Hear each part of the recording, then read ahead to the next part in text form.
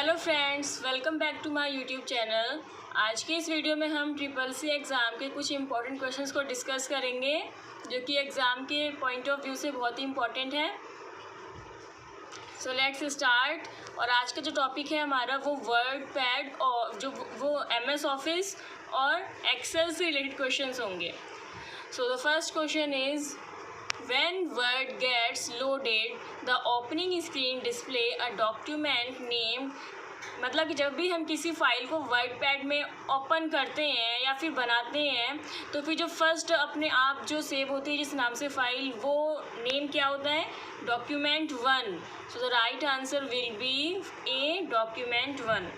No, second question is you specify the save details of your file in the, जब हम file को save करते हैं तो कहाँ पे सेव करते हैं उसे, किस डिटेल में सेव करते हैं उसे? सेव एज डायलॉग बॉक्स में।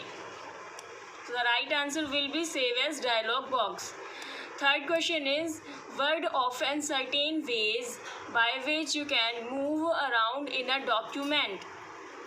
हम वर्ड पैड के किसी भी डॉक्यूमेंट में मूव कर सकते हैं, कैसे? By scrolling, by moving to a specific page, by mouse और D, both A and B. तो इसमें जो डी ऑप्शन है वो ठीक है, हम बाय स्क्रॉलिंग और by moving to a specific page करके और मूव कर सकते हैं वर्ड के डॉक्यूमेंट में। Next question is the content of the clipboard remains the same until, first option is you cut other text, you shut down your computer, you copy other text, all of the above. So the right answer will be all of the above. Next question is Word text can be made italic by. Word में हम अगर कोई भी text लिखते हैं उसको italic करने की क्या होती है? Ctrl+I, Ctrl+B, Ctrl+U या फिर Ctrl+S। तो the right answer will B Ctrl+I। इसको ईजिली याद भी कर सकते हैं हम, I से इटैलिक और I इसकी आंसर में भी है। Next question is in word you can underline the selected paragraph pressing. हम किसी भी पैराग्राफ को सिलेक्ट कर सकते हैं, उसे प्रेस लाइन करने के लिए, अंडरलाइन करने के लिए, वो उसके लिए क्या है? Ctrl+E, Ctrl+B, Ctrl+U और या फिर Ctrl+I। The right answer will be Ctrl+B here, C option. Next question is Word automatically places a default left align tab stop at every, जब हम किसी भी वर्ड को टाइप करते हैं तो उसमें ऑटोमेटिकली जो डिफरेंस आता है वो कितने का आता है? 0.2 इंच, 0.3 इंच, 0.4 इंच या फिर 0.5 inch. So the right answer होगा 0.5 inch. Let's move on the next question. What is the term used for the processing program that show you directly on the PC screens the appearance of your final document as you might expect when the document is printed on the paper? First option is search and replace, second option is pagination, third option is soft copy and the fourth option is receiving. So the right answer will be D option. Next question is when you insert a table in a document, तो ये चार option दिए हुए हैं। First option है Word outlines each cell with continuous line so that you see the cells when you work in a table. Second option is Word outlines each cells with dotted grid line so that you see the cells when you work in a table. Third option is no line is drawn and the fourth option is border is applied automatically. So the right answer will be B option. Next question is what ribbon do you see to use margins? जब हम margin का use करते हैं तो वो किस ribbon में होता है? फर्स्ट है page layout, second view, third insert and the fourth one is home. The right answer will be page layout. Next question is what can be shown on the status bar status bar में क्या क्या show होता है? First option है name of document, insert button, spell check. Second option है number of spelling errors, page number और document name. Third option here is size of margins, Word count and web layout. And the fourth option is number of pages in the document, word count, spelling, grammar check. So the right answer will be option number D। ये सारी चीज़ें जो है status bar में show होती है। Next question is which ribbon shows that font are available for use. तो वो होम है। Home here is the right answer because Home में वो सारे ऑप्शंस होते हैं जो कि हमारे टैक्स से रिलेटेड होते हैं। फॉन्ट्स ऑप्शन जो है वो होम में होता है।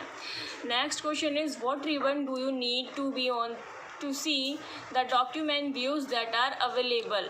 डॉक्यूमेंट व्यू जो है वो किस रिबन में अवेलेबल है? इंसर्ट, व्यू, पेज लेआउट या फिर Home. Right answer will be view. Next question is what page view can you use to see what page will look like when printed. जब print हमें करना होता है किसी पेज को, उससे पहले हम क्या करते हैं? Outline view, read line view, draft view या फिर print view. Right answer will be print view. Next question is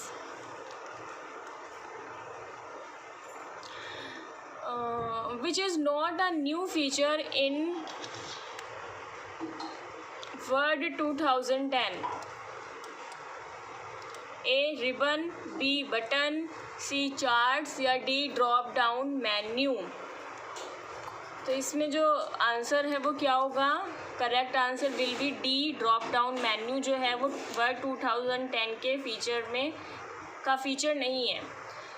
next question is what is the name of the small tool bar at the top of the show the save disk. First option is my document, second is quick access, third is title bar and the fourth one is find me. So the right answer will be here quick access. Move on to the next question. What is not on the insert ribbon? Insert ribbon में इनमें से क्या नहीं होता है? First option is shapes, second clip art, third page number and the fourth tracers. The right answer will be tracers.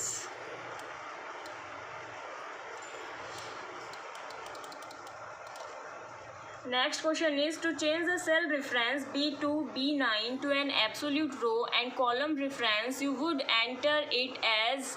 जब हमें absolute रो और कॉलम में लाना है B2 और B9 को, तो उन दोनों के बीच में हम डॉलर का साइन लगा देंगे। तो $2 और $9 is the right answer. C option is the right answer. Next question is a function in Excel.